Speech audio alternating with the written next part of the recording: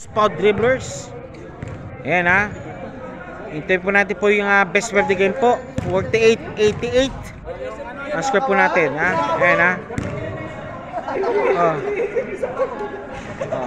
Ayan ha. Congratulations po muli yan ha.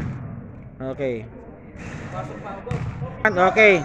Congratulations po sir for winning the game. And this final score 48-88. Sir, mukhang gumana po lahat ng mga plays nyo. Ultimo mga 3 points po ha.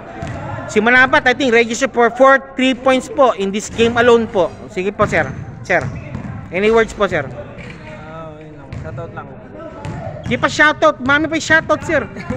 Ano nga masasabi, sir, sa laro nyo po ngayon, sir? Mukhang well-oiled kayo. Parang na, ano siya, ano. Kung ano yung sinabi ng coach nyo, sinusunod nyo. Focus lang kami sa depensa. Focus kami sa depensa. Yan, okay. Main sa paglalaro, yung focus sa depensa. Tapos yung opensa, bonus na yun. Lahat naman kami kayang sumipit. Lalo na si Manabat, shooter. O, sir Manabat, kayo naman, ano, wag copy-paste ha? Original po dapat. Sabi nga po ni Coach, depensa lang po maayos. Tapos kaya naman po lahat ng sir. And sir, tell me about your team, sir. Ba't pa tinawag sa Boss Pau Dribblers? Ayun, dahil kay Boss, manager din. Pau, yung pangalan Pau. Paulo. Paulo o Pau? Ano, commissioner ng to. Okay.